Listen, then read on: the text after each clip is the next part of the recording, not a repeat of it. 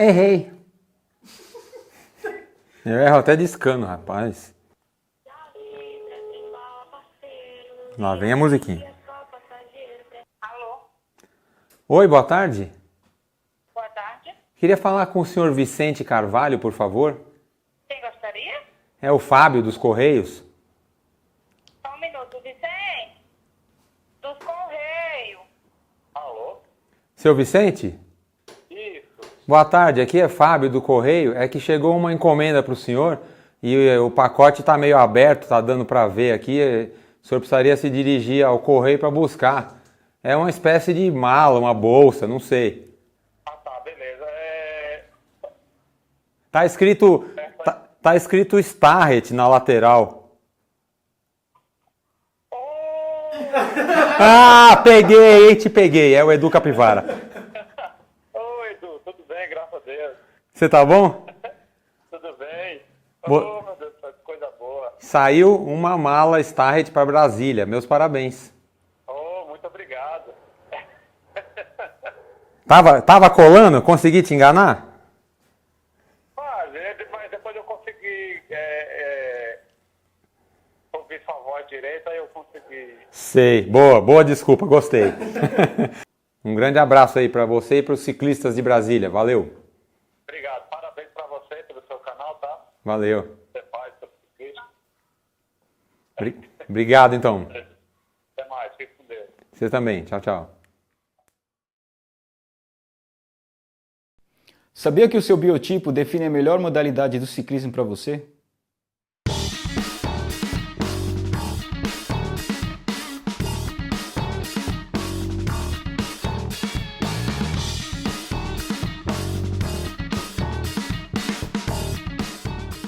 O objetivo desse vídeo é te orientar para que você encontre a melhor modalidade do ciclismo, seja no ciclismo de estrada ou de pista, o mountain bike, o BMX, o triatlon e todas as modalidades movidas a pedal.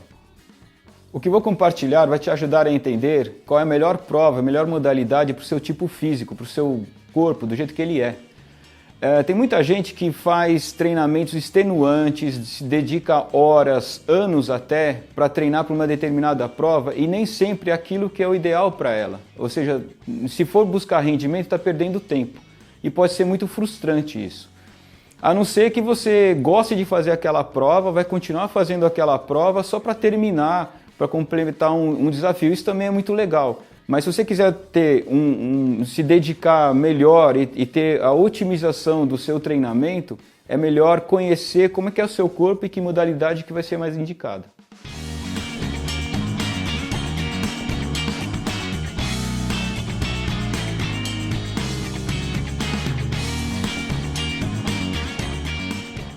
Eu fui de seleção brasileira de pista, de velódromo, e na época eu também tive um erro de treinar para uma prova muito curta e eu deveria treinar para uma prova um pouco mais longa dentro do velódromo, tem várias modalidades, várias provas, e eu perdi esse tempo. Quando eu percebi que não estava certo, já era um pouco tarde demais.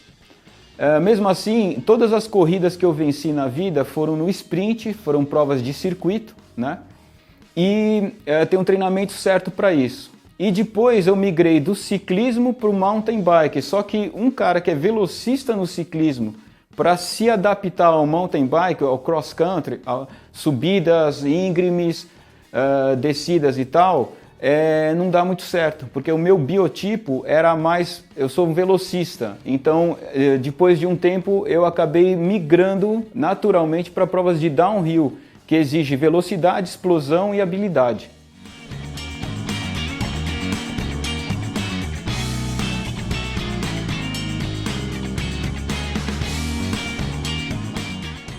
Biotipo é a característica física de cada um de nós, definida pelo que nós podemos ver, ou seja, sua relação peso-altura e o formato do seu corpo, e o que nós não podemos ver, ou seja, desse peso, quanto é músculo, quanto é osso, quanto é vísceras e quanto você tem de gordura. E das fibras musculares, elas também variam, para saber se são fibras mais rápidas ou mais lentas, e tudo isso misturado que vai saber se você vai ser mais eficiente, né, e ter mais economia também para fazer o exercício.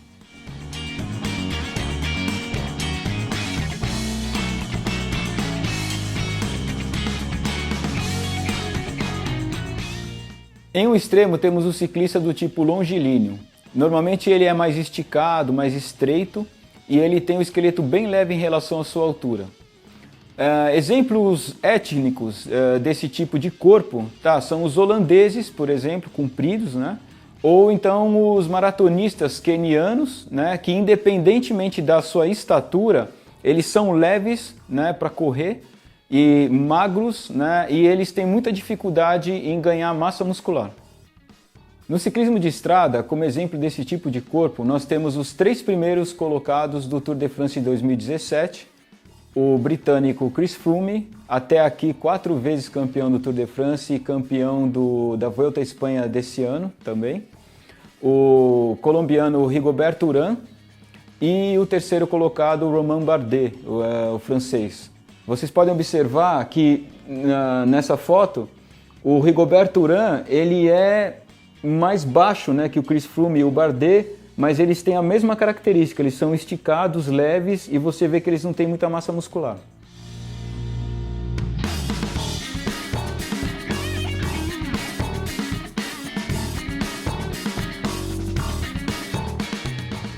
No extremo oposto temos os brevilíneos, que são os ciclistas mais fortes. Então eles são atarrachados, a ossatura mais larga, eles ganham peso muscular com mais facilidade, então assim, ele faz musculação, já ganha massa muscular com facilidade. Eles são fortes e são especialistas em provas curtas, absolutamente planas ou de velódromo, onde a velocidade que vai imperar. Um exemplo de ciclista brevilíneo é o escocês Sir Chris Roy. Ele ganhou esse título Sir da coroa britânica porque ele foi simplesmente 11 vezes campeão mundial em provas de pista e teve 6 medalhas de ouro nas Olimpíadas. Você pode perceber no corpo do Chris Roy que ele também é magro, ele tem pouco peso de gordura. Por quê? Porque para as arrancadas também você não pode estar levando nenhum peso extra. E tem um outro caso extremo que é o Robert Forstemann, é um alemão que tem as pernas de diâmetro bem grandes, né? E ele também é um ciclista, um velocista. Para todas essas provas que o Chris Roy participou, o Robert Forstemann, é necessário muita força e explosão, ao contrário dos ciclistas longilíneos que vão fazer provas longas e de longas escaladas. É aí que entra um aspecto do biotipo, aquele que nós não podemos ver, mas que é o fundamental para descobrirmos qual que é a melhor atividade para cada um de nós, que é a fibra muscular que mais predomina em nosso corpo.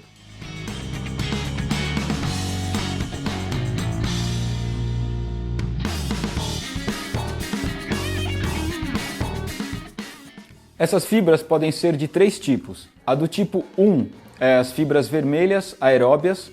Elas necessitam do oxigênio para se contraírem. Por causa do tempo que o oxigênio demora para chegar até a célula da fibra muscular, ela é mais lenta, mas ao mesmo tempo elas são extremamente resistentes, então são perfeitas para atividade de longa duração. A do tipo 2 são as fibras brancas, anaeróbias. Elas são de contração rápida, só para vocês terem uma ideia, de 3 a 5 vezes mais rápidas do que a contração da fibra vermelha. Elas são as fibras que predominam nos velocistas de pista. Existem ainda as fibras do tipo 2A, que são as fibras mistas, que elas têm características das fibras vermelhas e das fibras brancas. Exemplo disso é o ciclista Peter Sagan, que foi 3 vezes campeão mundial e já foi 5 vezes camisa verde do Tour de France. Para esse tipo de prova que ele faz, o ciclista ele tem que ser resistente e ao mesmo tempo ter explosão no momento necessário. Então, quem faz, por exemplo, contrarrelógio, quem faz provas clássicas, provas de circuito, precisa ter fibras desse tipo, ser rápido e ao mesmo tempo resistente. Apesar do treinamento potencializar muito a atuação das fibras musculares, é impossível alterar a genética. Ou seja, pegar um Chris Roy do velódromo e colocá-lo para subir uma montanha, ele não vai ter um bom rendimento nunca. Ao mesmo tempo, pegar um Chris Froome e fazê-lo ter um bom rendimento num sprint. É muito difícil, quase que impossível.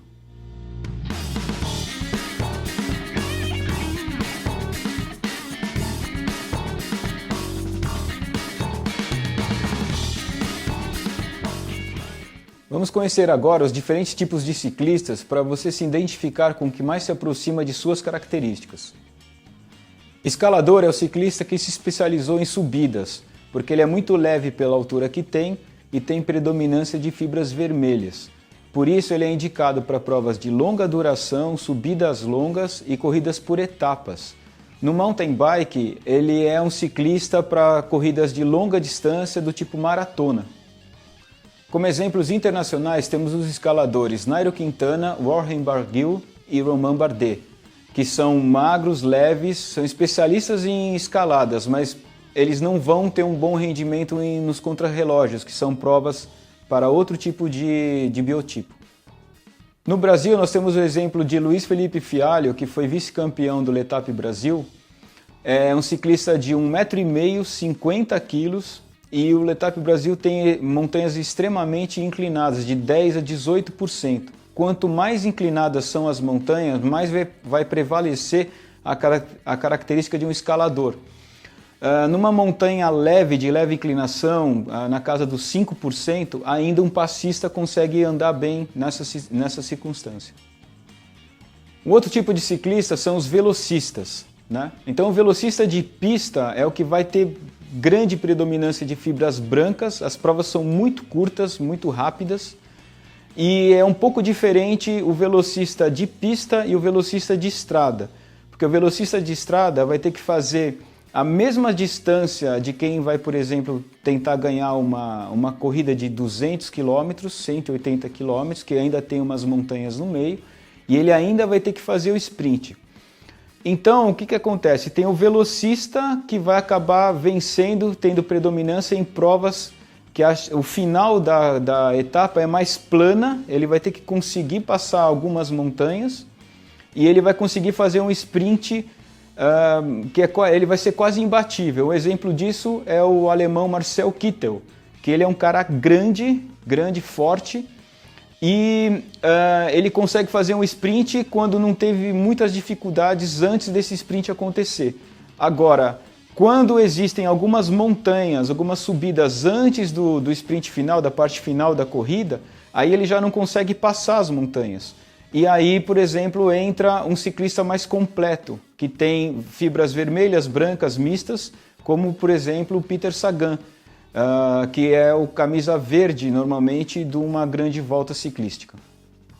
Também temos os ciclistas que são considerados passistas, ou seja, são os ciclistas que conseguem manter um ritmo forte por muito tempo e são os especialistas em contrarrelógios, ou seja, no caso dos ciclistas profissionais, quando existe uma competição, geralmente com um trajeto predominantemente plano, de uns 50 km, o campeonato mundial, por exemplo, de contrarrelógio são 50 km, e o ciclista tem que manter um ritmo muito forte por bastante tempo e ele corre sozinho, é ele contra o vento. Só para vocês terem uma ideia, um ciclista desse consegue em 1 hora percorrer 50 km, ou seja, 50 km por hora. É uma velocidade muito grande para você fazer isso por muito tempo. Nesse caso, o ciclista até pode ser mais pesado. Por exemplo, um ícone desse tipo de modalidade é o Fabian Cancellara, um suíço até que se retirou o ano passado, competiu até o ano passado. Ele tem 1,86 m e 80 kg. Se você pegar um ciclista que é muito leve, por exemplo, o ciclista de 1,5 m, 50 kg, e colocar nessa mesma competição, ele vai ter dificuldade para cortar o vento, porque vai faltar quantidade de movimento.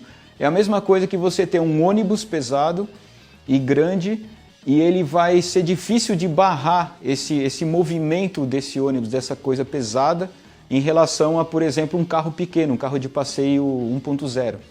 Então ele vai conseguir, pela inércia que ele tem, conseguir manter melhor essa alta velocidade por bastante tempo.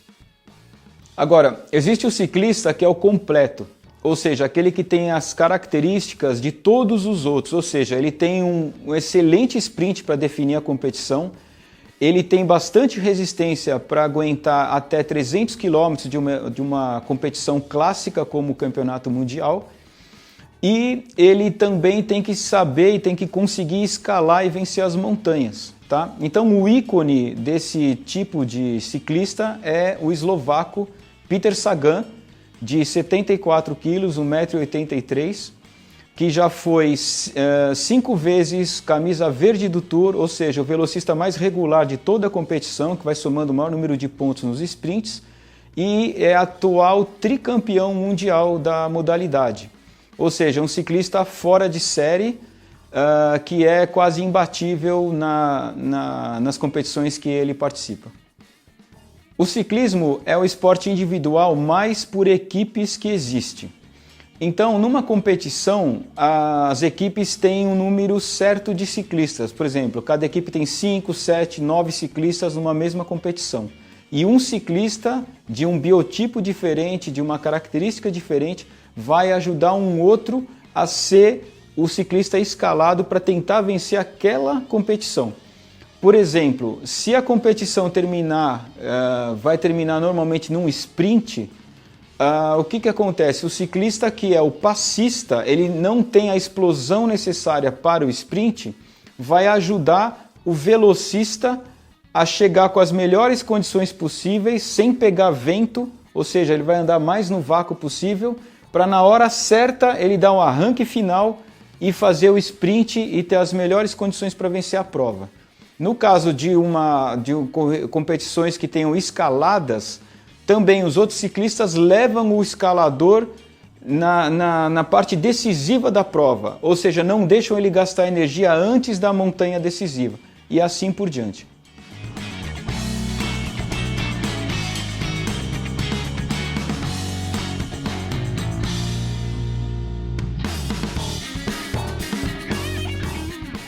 Nesse vídeo você conheceu os diferentes biotipos para você entender qual se assemelha mais ao seu. Portanto, faça sprints, faça trechos de escalada cronometrados, trechos de contrarrelógio cronometrados, para você entender aonde você se dá melhor. O ideal é pedalar em grupo, participar de competições de diferentes tipos e para você conseguir se comparar com outros ciclistas. E assim suas dúvidas começarão a se esclarecer. Hoje em dia existe muita tecnologia e conhecimento para nos ajudar. Num próximo vídeo estará aqui conosco o treinador Leandro Abete, que vai nos mostrar os testes para descobrirmos com exatidão que tipo de ciclista nós somos. Fique ligado!